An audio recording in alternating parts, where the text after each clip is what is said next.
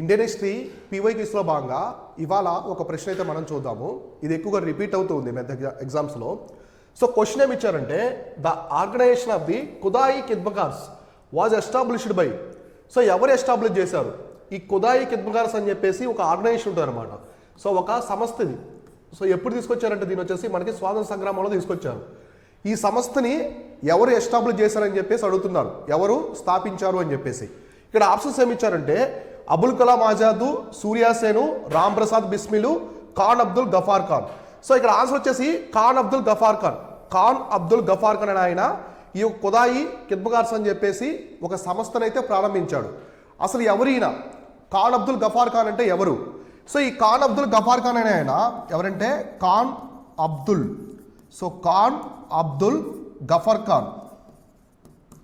So Khan Abdul Ghaffar Khan ఈయన ఎవరు పిలుస్తారంటే frontier Gandhi అంటారు. ఫ్రంటియర్. సో ఫ్రంటియర్ గాంధీ, మన స్వాతంత్ర సంగ్రామంలో గాంధీ ఎలానో ఫ్రంటియర్ గాంధీ అంటే సరిహద్దు గాంధీ. సరిహద్దు గాంధీ అని చెప్పేసి పిలుస్తారనమాట. ఎందుకంటే ఈయనని సరిహద్దు గాంధీ అని ఎందుకు పిలుస్తారంటే ఈయన ఎక్కడ పోయాడంటే north west India. So north west India అనమాట. మనకి నార్త్ వెస్ట్ ఇండియా ఉంది కదా, పాకిస్తాన్ ఆఫ్ఘనిస్తాన్ బోర్డర్ రీజన్ ఉంటాయి కదా, ఇక్కడ స్వాతంత్ర సంగ్రామం బ్రిటిష్ వాళ్ళకి అగైనెస్ట్గా తిరుగుబాటు తీసుకొచ్చాడు. అయితే ఆయన తిరుగుబాటు తీసుకొచ్చినప్పుడు బ్రిటిష్ వాళ్ళకి అగైనెస్ట్గా ఒక ఫోర్స్ని, ఒక దళాన్ని ఏర్పాటు చేశారనమాట. ఆ దళం పేరే ఖుదాయి ఖిద్మత్గార్స్ అనమాట. సర్వెంట్స్ ఆఫ్ గాడ్ అని అర్థం, అంటే దైవ సేవకులు అని చెప్పేసి అర్థం అనమాట. ఇది తీసుకోవడానికి ప్రధానమైనటువంటి ఇన్స్పిరేషన్, ఆదర్శం ఏంటి? రెడ్ షర్ట్స్ అని ఒక దళం ఉంటుంది అనమాట. రెడ్ షర్ట్స్ అనమాట మనకి ప్రపంచ చరిత్రలో ఉంటుంది. ఈ రెడ్ షర్ట్స్ అనే దాన్ని ఇటలీలో తీసుకొచ్చారు. సో ఇటలీలో తీసుకొచ్చాడు అనమాట అప్పట్లో. రెడ్ షర్ట్స్ అని ఒక దళం.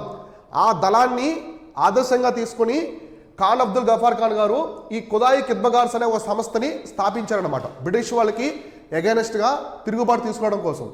ఈయన గాంధీతో మంచి సంబంధాలు ఉండేవి, మహాత్మా గాంధీతో మంచి సన్నిహిత సంబంధాలు ఉండేవి. అలానే మన భారతరత్న ఉంది కదా, భారతదేశ అత్యున్నత పురస్కారం, పౌర పురస్కారం ఉంది కదా, ఈ భారతరత్న తీసుకున్న మొట్టమొదటి విదేశీయుడు. ఎందుకంటే దేశం విడిపోయిన తర్వాత ఈయన పాకిస్తాన్ ప్రాంతానికి చెందినవాడు కదా, అందువల్ల విదేశీయుడు అయ్యాడు. మొట్టమొదటిసారిగా భారతరత్న తీసుకున్నటువంటి విదేశీయుడు కూడా. సో ఫస్ట్ విదేశీయుడు అనమాట.